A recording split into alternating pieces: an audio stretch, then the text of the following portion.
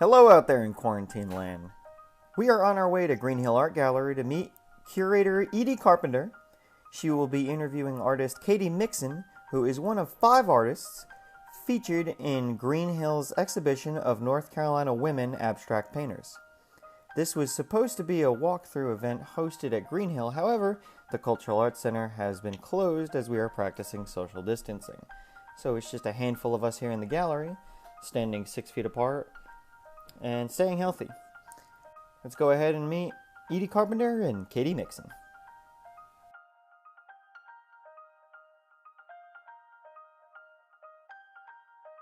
Here in the middle of our NC Women Abstract Painting Exhibition, which just opened, and unfortunately 2 days ago we had to close our doors. Katy Mixon, who is going to come into the frame soon, is a Durham-based painter, originally from Orangeburg, South Carolina. In 2015, she completed her MFA from the University of North Carolina, Chapel Hill, which is where I first visited her studio. She was a teaching fellow at the School of the Museum of Fine Arts in Boston and holds a BA in studio art from Davidson College in Davidson, North Carolina. She has had several solo exhibitions, including the Alcott Gallery at UNC Chapel Hill, the North Charleston City Gallery in Charleston, South Carolina, and the Smith Gallery at Davidson College.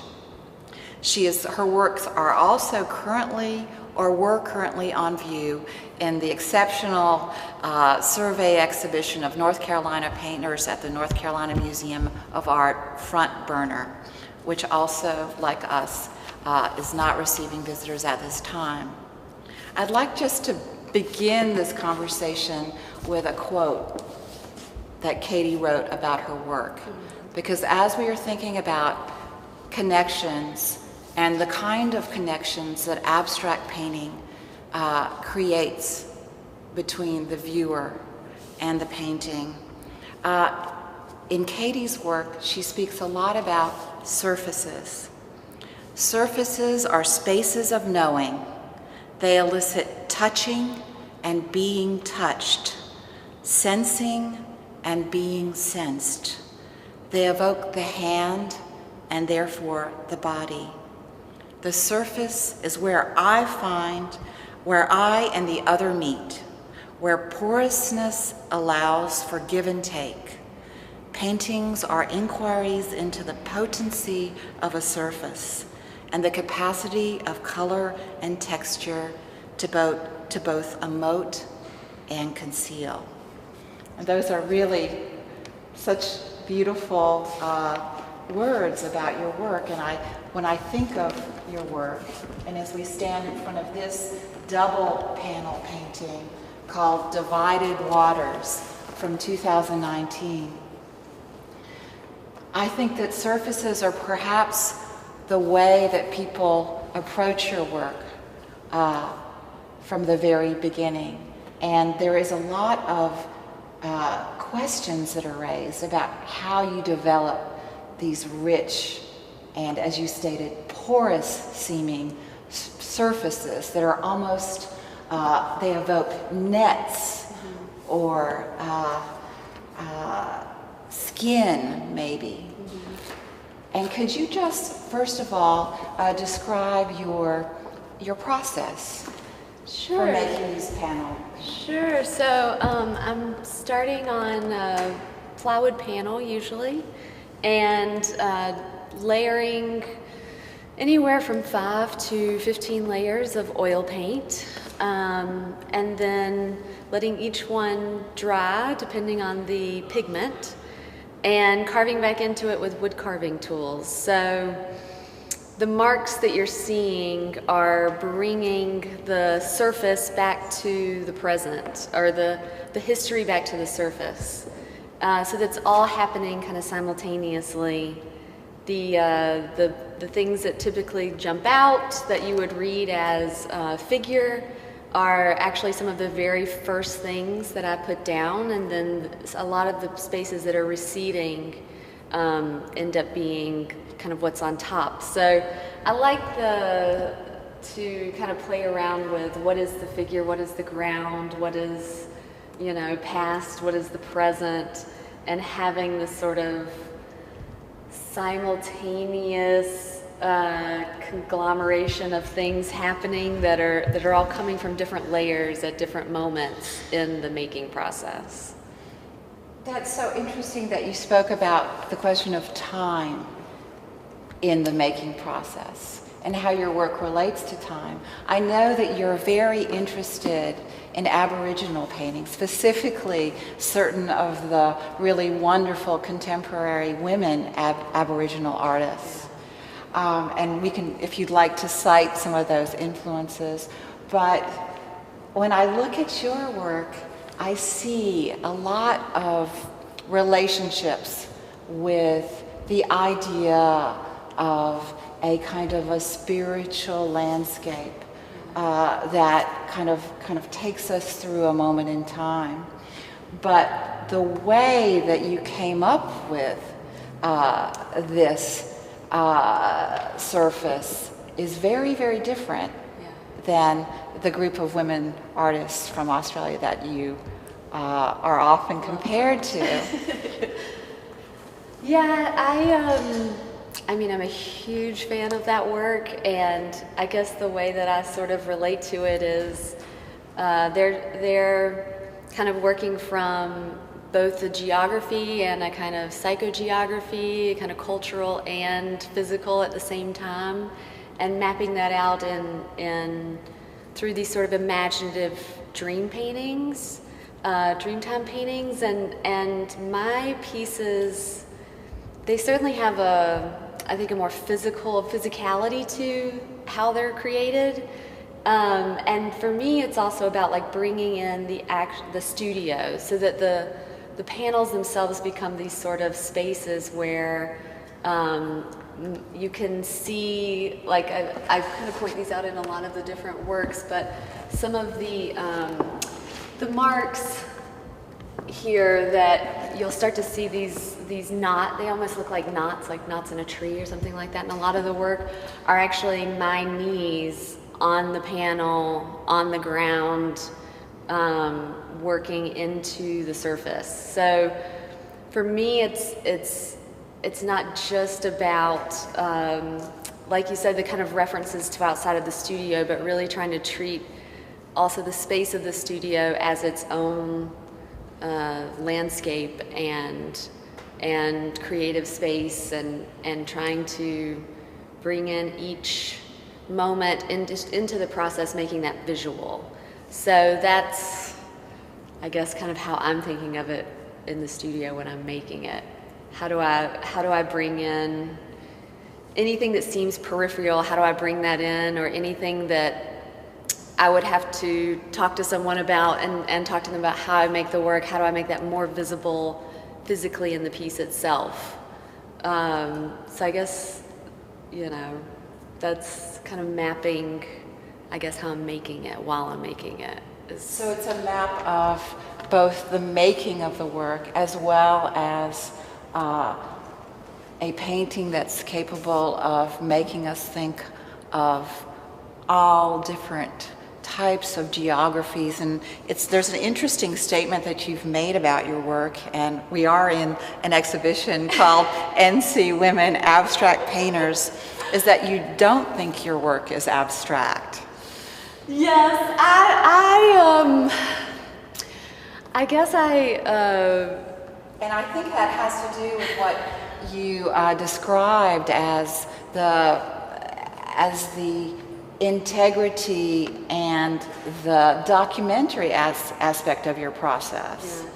And all of the work that I love and would point to are a lot of abstract women painters. So certainly I love abstraction. I just tend to think of it more as like as a subject instead of a process, or maybe even like a tool or a device that I'm using. Abstraction, I think in my life and in my family and close friends who aren't necessarily connected to art in an intimate way, I have found fine abstraction kind of intimidating, and so that to me is really interesting. I have a hard time not playing with scale and picking things and connecting things and I guess what would be sort of an abstract way, and so I'm always trying to like bridge those two or figure out where they meet, how I can make something that maybe at first seems abstract or purely expressive feel a little deeper or more nuanced or more approachable. Certainly this work entitled Divided Waters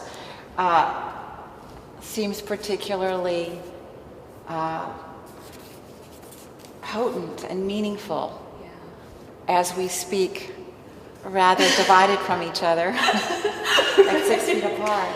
Right. But other than that, the way that this zone where, as you said, that's this porous zone meets a less porous zone, where this half of these two panels, which have been really painstakingly crafted by your hands, meet this other section where fragments seem to be moving in between. Yeah, it's very interesting. There's a kind of integration without kind of absorption, you know. Right. There's like they're both maintaining their own identity spatially, but still interacting. Yes, absolutely. Yeah, so that's I think about it a lot with layering the work and visually composing the work. I'd love to bring you over to this work, which has elicited an incredible amount of response on the part of our visitors.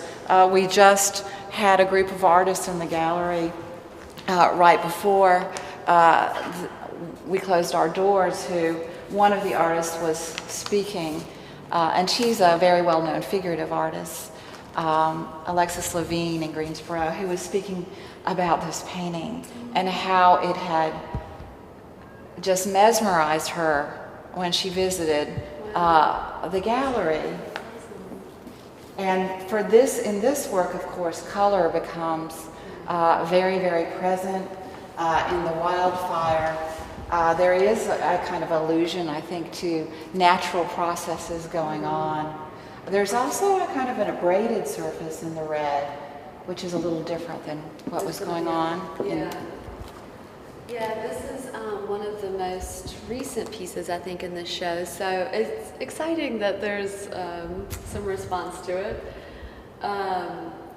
I think it also, I mean, obviously the color has some heat, which some of my other works tend to be a little cooler. So that's probably part of it. But I think it's also one that really does verge between, almost it's perfectly positioned between like what we traditionally think of as abstraction and representation. There's something about it that so badly wants to come forward or be a nameable thing. And at the same time, there's, you know, the closer you get to it, you're not necessarily gleaning any new information that's gonna do that. So I had a lot of fun making this. I think there's kind of a light to it and a glow to it that I'm trying to sort of achieve in the work, that you're on the other side of something, you know, there's something coming from sort of impending thing coming over the hill that's not quite identifiable, or you know, we're just sort of stuck like we are now in a kind of moment of maybe not panic, but uncertainty, certainly. Yeah, I had a lot of fun making this piece. And the next one, there's a similar use of the wood carving tools. Yeah. So the marks that I'm seeing all over this surface are they seem to be generally parallel, so close together, almost a pattern of waves or lines of information that are being revealed of this warmer red-brown, which is underneath this golden surface. Yeah, this piece was really interesting. Actually, it was in a show of it was unfinished works at the Torpedo Gallery, and I was in the process of making this piece, and then all of a sudden it was just like one that was finished, way before I thought it was going to be finished. So I think a lot of that kind of what you're saying, the mark making and that sort of thing, in my mind it initially was going to be this kind of under layer, and then it felt like it was enough, like I had done enough to it. So appropriate. Yeah, in the beginning. Exactly. The very beginning of the process. But I think also I was like really aware of this sort of digital feel that the work started to take on with my like repetitive carving, even though it was completely handmade and very rough and kind of raw in person. It's still started to look almost pixelated, I guess. I don't know. I started to kind of tighten the carving in a few of them to kind of play off that idea that maybe they were made another way. And these two large works with a circular, almost a planet or almost a celestial look to them, or a microscopic look, depending on our perspective, are a little bit different than what you were describing before. Yeah, these and the mark making's a little different too. It's a little the surfaces of these are a little rougher. I started out doing a series of seed paintings, so I think of the carvings themselves as seeds, and often I collect those and keep them in the studio and archive them, and then use them at a later date. So just to be clear about that, one of these marks carves off a little nugget or a little shaving of actual oil pigment. Yes. And that's the seed that you're talking that about. I keep. Yeah. Yes. So then, and that kind of idea, I think, influenced the composition of these, where I was really thinking about that kind of circular movement and logic, and wanting to do something compositionally just really simple and make it more about the color and the mark making and the kind of the surface. So can you speak a little bit about your background and the relationship that your work has to a kind of ecosystem of gleaning and germination, planting, and harvest? Yeah. Yeah, my family has had a seed store for like the last 30 years that we were very involved with, and I spent a lot of time at and worked at for many years. And so certainly the metaphor of farming and this idea of laying things down, tilling, bringing it back up, planting, growth, and then the sort of regeneration that happens in the land is a huge jumping off point for me to think about the way everything kind of grows and falls apart and comes together. But I think also, they had a warehouse of seeds stored, and so it was we were very aware of like how things move in the economy or don't move in the economy. And I think that also, that kind of movement is part of kind of how I'm thinking about the pieces. That the studio, I want to recreate that in the studio so that the pieces are a kind of function of that, or a sign of that. I'm not necessarily approaching each piece as a composition so much as wanting each piece to sort of be an evidence of this process, or of that kind of ecosystem. Exactly, where one piece is leading to another, one carving is leading to seeds that germinate a new piece. I remember actually thinking this, and this is several years ago, that I visited your studio and saw all of these shavings of paint that were archived in your studio with names, dates, times, and colors. And thinking that how almost it was like a seed bank. Yeah. And this idea of not letting anything go, saving the scraps and reserving them and protecting them for the next generation of ideas. Yeah. Yeah, and I find that oftentimes I start something and thankfully I do save it, because an idea will sort of, I'll think it's over, or I'm done with it, and it'll come back in a totally different way, years later. So it's nice to make the work in a way that allows for that, I think. Conserving your painting residue and offshoots from your carving process. You've used a term, safety in scraps, yeah. And I think it particularly relates to these two large new works that are fiber art. And can you speak to us a little bit about them?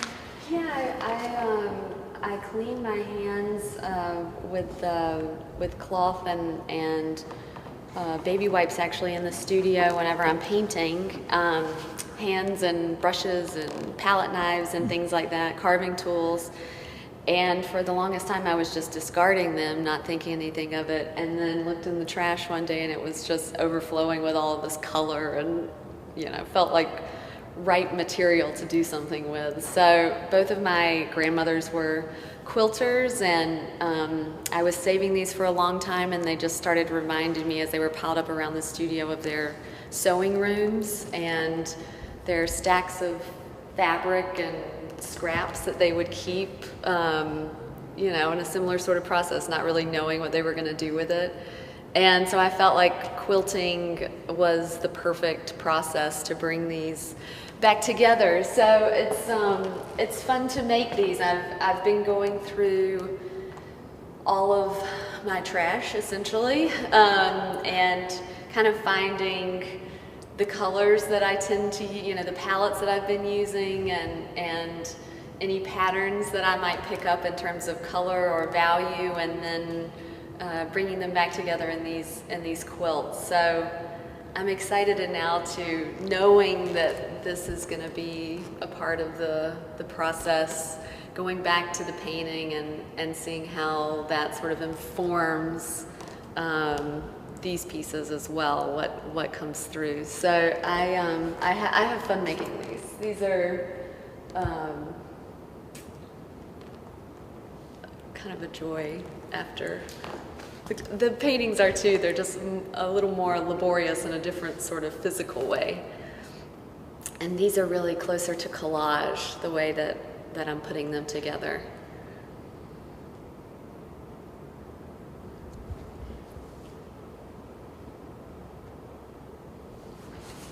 This is the first of 5 features on the women artists that are in this exhibition.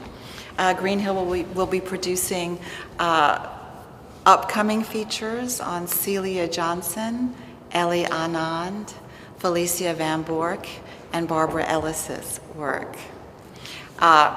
Katy Mixon's works are available for sale, most of them, in the gallery, and all inquiries can be made via Green Hill's website, greenhillnc.org, and directed to me, Edie Carpenter.